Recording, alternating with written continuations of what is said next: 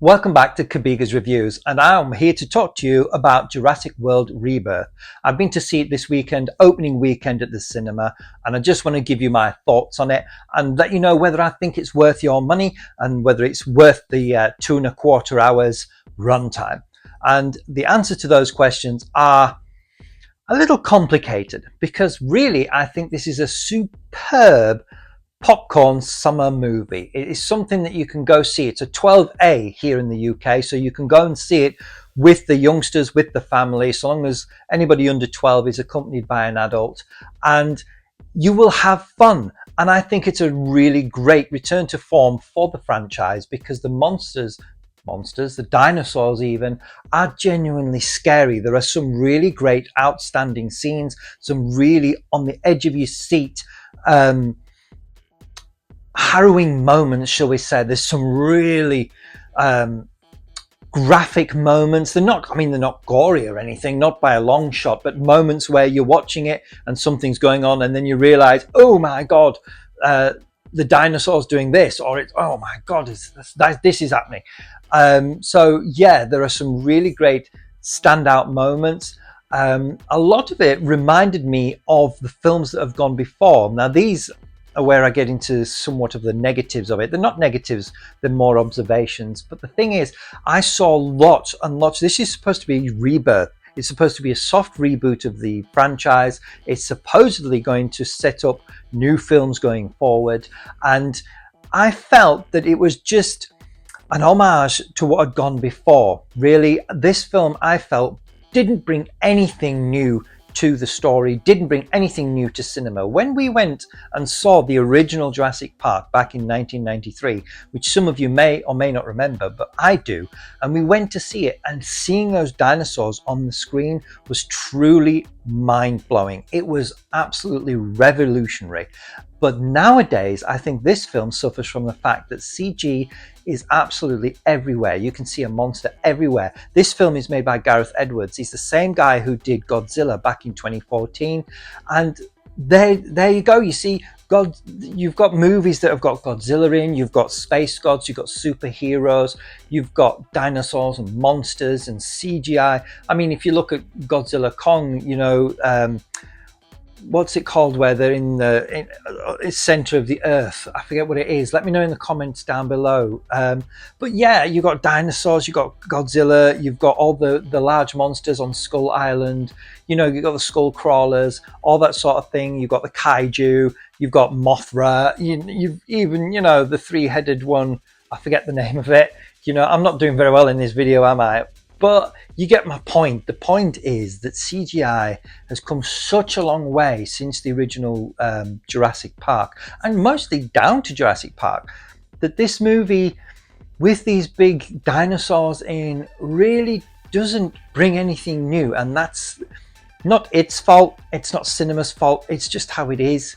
It just feels very meh from that point of view. Even they made this great big hybrid, the Distortus Rex, which is the poster boy for the movie, okay? And little did I know that this t-shirt would be so prophetic, because the t-shirt represents a mishmash or mixing together of the Alien franchise and the Jurassic Park franchise, which I've always loved. I've had this t-shirt for years. But this Distortus Rex is actually, from a design point of view, it takes influences from the Rancor in Star Wars and the Xenomorph from the Alien franchise. And the film starts off with this big D-Rex. It looks really badass. And then the film goes into its story. I think it's got a few character beats that I found a little boring. But I understand that the film can't all be action. It's got to have character parts. Otherwise, you don't care about the characters.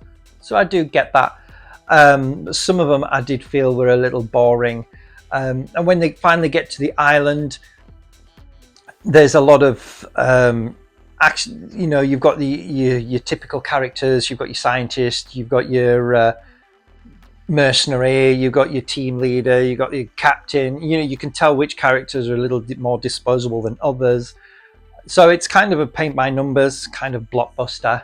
But there's a family that turns up out of nowhere, this family.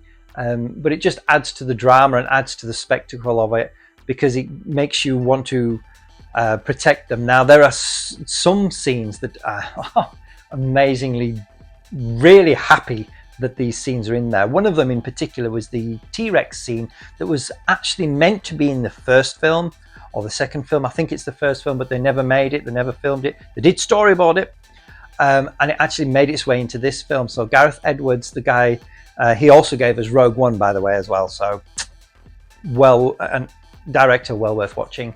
The scene with the T-Rex in the river and the boat and the water, that was so well done. I'm so glad they included it, because it really was edge of your seat scary. There's a particular scene where it's biting the raft, the blow-up raft, the life raft, and the teeth are coming through, and you think at any second that's going to burst, you know. So it is really, there are some brilliant scenes like that. So it's a mixed bag. This film is going to make bank. It's going to make a lot of money, because it cost about 180 million to make, and it's already made over 200 million in its opening weekend. So it's going to make money. It is a great popcorn movie. It's a great ride. It's a thrill ride, because there are scenes where you sit and you are genuinely on the edge of your seat, and you will jump and you will be scared of these dinosaurs, because you're meant to be. You should be. Not like the other couple of films that have preceded it. So return to form. It's got the fantastic spectacle. It's even got the Jurassic Park theme tune music. It's got homages to films that have gone before. There's a lot of scenes and a lot of character beats, and even little Easter eggs that totally remind me of things that have gone before, even down to the particular shot of him looking in the wing mirror, and it says objects in the mirror may be closer than they appear. Well, that's straight up from the original Jurassic Park. Then there are so many other scenes. One particular that reminded me of Dennis Nedry when he's trying to get to the docks in the first film, having stolen the embryos. There's an absolute homage to that in this film. So many little things that are from the previous franchise, and I think that's nice. It's a nice way to tip the hat, but it's also a nice way to move forward. So yes, this film, is it worth your money? Yes, definitely. We're coming up to the summer holidays here in the UK, and I think it's definitely worth going to see, providing it's still at the cinema then, which I think it will be. This is July 2025, and there are some massive movies coming, and this Jurassic World Rebirth is definitely one of them. Is it worth seeing? Yes, definitely worth seeing. Is it the best film ever? No, not by a long shot. It's about 7 or 8 out of 10 I would score it. But yeah, it is a great thrill ride, but it just,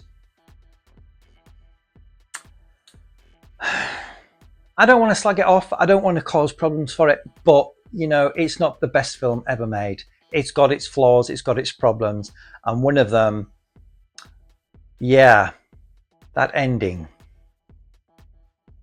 Yeah, okay. I don't want to give any spoilers. I really, really don't. But I did feel let down by that ending, I'm not going to lie. Okay, that's all I really want to say in this review. So, let me know in the comments down below. Drop me a like. Don't forget to subscribe. Comment down below.